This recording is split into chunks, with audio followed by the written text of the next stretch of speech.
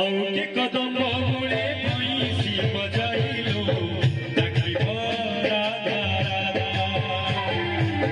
कांची से जीवा कुंज बने भाइलो भवानी कहावादा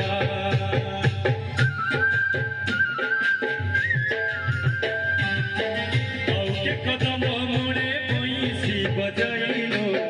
डाकिब राधा राधा कांची से जीवा कुंज बने धाइलो भवानी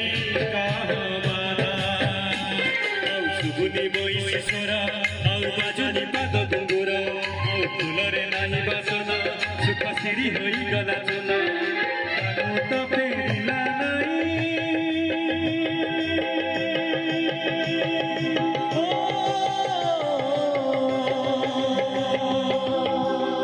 फेरिला नाही